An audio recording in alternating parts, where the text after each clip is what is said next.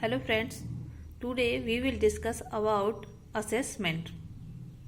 Assessment in education is the systematic progress of gathering, analyzing and using information about a student's knowledge, skills and progress to understand their learning and inform teaching strategies.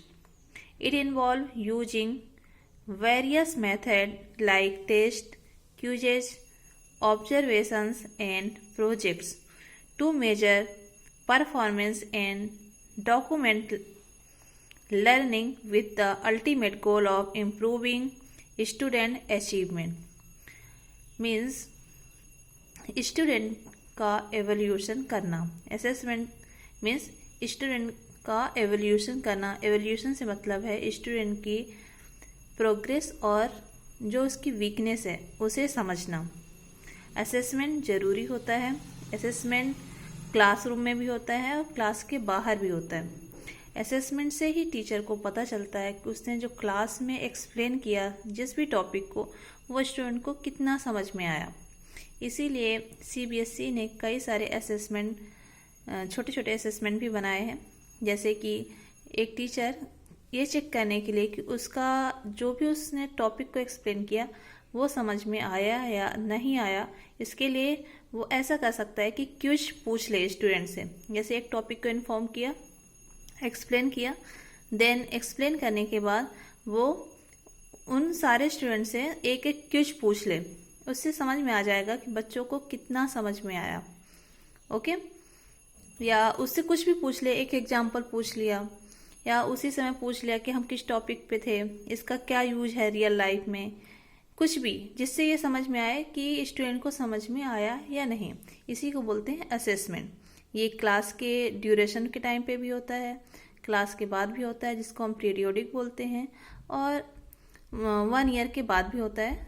मतलब term ending means summative assessment भी होता है जिसको term ending assessment कहते हैं, या फिर mark getting assessment भी बोलते हैं. क्यों? क्योंकि उससे मार्क्स दिए जाते हैं स्टूडेंट को. Okay. Purpose of assessment. Now we will discuss what is the purpose of assessment. First है इसमें टू मेजर लर्निंग. स्टूडेंट की लर्निंग को मेजर करने के लिए. To determine if student have met learning objectives or acquired specific skill. means student को जो भी explain किया गया, जो भी सिखाया गया, वो उसे समझ में आया या फिर नहीं. अगर नहीं आया तो टीचर उसे अगेन एक्सप्लेन करेगी. अगर समझ में आ गया तो अच्छी बात है. वो उससे रिलेटेड एग्जाम्पल्स दे पा रहा है या नहीं, या फिर उसने कॉन्सेप्ट को केवल लर्न कर लिया है. ये सब समझने के लिए हमें असेसमेंट करना चाहिए. And second one is to guide instruction. To provide teachers with feedback on the effectiveness of their teaching methods so they can adjust them as needed.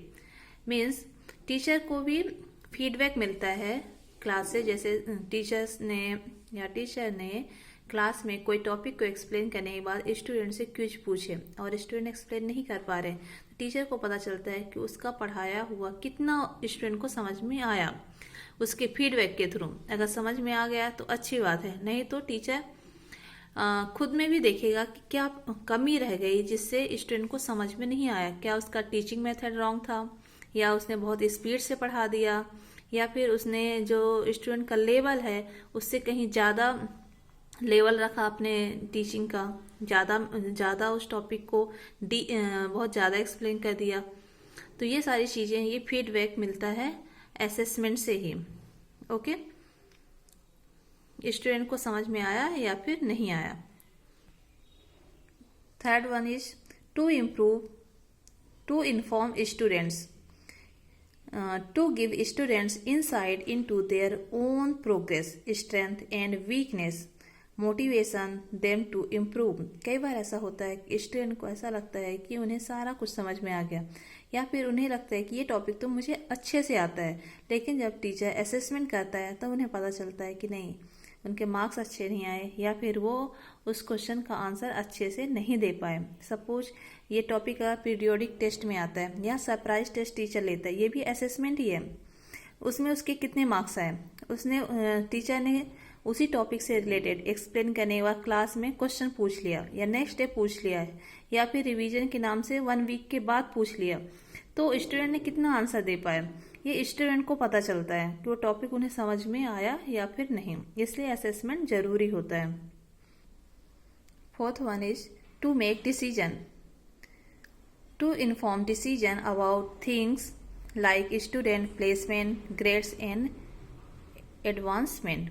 इससे टीचर को पता चलता है कि स्टूडेंट कैपेबल है या नहीं, उसे कौन सा ग्रेड दिया जाए, उसे प्रमोट किया जाए या फिर नहीं किया जाए, या फिर उसे सेम टॉपिक फिर से पढ़ाया जाए, या उसमें वीकनेस क्या है, उसकी वीकनेस को, सपोज स्टूडेंट बहुत ही वीक है, वो उसका लेवल इतना नहीं है जो टॉपिक पढ़ाया गया उसे वो समझ सके, तो उसे कहाँ से शुरुआत करें या फिर उसके बेस पे थोड़ा और ध्यान दें। ये सारे डिसीजन लेने के लिए असेसमेंट ज़रूरी होता है। Types of assessment, now we will discuss कितने टाइप्स के असेसमेंट होते हैं। And first one is diagnostic assessment. Diagnostic मतलब है कि पता करना कि प्रॉब्लम कहाँ पे है। Now discuss it. Used at the beginning of a course और unit to identify a student's prior knowledge and skills. ये जानने के लिए डायग्नोस्टिक जो टेस्ट होता है या एवोल्यूशन होता है उसका यूज ये है कि यूनिट के स्टार्टिंग में या फिर क्लासरूम जो स्टूडेंट न्यू स्टूडेंट आया है या फिर क्लास में प्रमोट होकर स्टूडेंट आए हैं, तो शुरू में जानने के लिए कि इनका बेस कैसा है। यूनिट के स्टार्टिंग में जैसे हम कोई टॉपिक ले रहे हैं तो उससे पहले उसका इंट्रोडक्शन देता है टीचर। इंट्रोडक्शन देने के बाद टीचर कुछ क्वेश्चंस पूछता है जिससे कि ये समझ में आए कि स्टूडेंट का लेवल क्या है। ऐसा तो नहीं कि स्टूडेंट उस टॉपिक को बिल्कुल भी नहीं जानते, उनका प्रीवियस नॉलेज 0 है या बहुत ही कम है और टीचर ने लेक्चर मेथड से बहुत कुछ एक्सप्लेन कर दिया, इससे स्टूडेंट को बिल्कुल भी समझ में नहीं आएगा। इसीलिए डायग्नोस्टिक असेसमेंट जरूरी होता है। इसीलिए इसे बिगनिंग में रखा जाता है, कोर्स के बिगनिंग में या फिर यूनिट या चैप्टर के बिगनिंग में रखा जाता है, और हर टीचर को ऐसा करना चाहिए जिससे स्टूडेंट का लेवल पता चले और टीचर उसी लेवल से स्टूडेंट को पढ़ाए। Next one is formative assessment. Formative assessment means ongoing assessments that provide immediate feedbacks to guide learning and instruction while a course is in progress. Examples include class discussion and quiz. Most important है हमारा formative assessment. क्यों? क्योंकि class में बच्चे की improvement के लिए सबसे और टीचर की इम्प्रूवमेंट के लिए सबसे ज़्यादा ज़रूरी अगर कोई असेसमेंट है तो वो है फॉर्मेटिव असेसमेंट। इसीलिए इसे ऑन गोइंग असेसमेंट बोलते हैं क्योंकि पूरे साल चलता रहता है।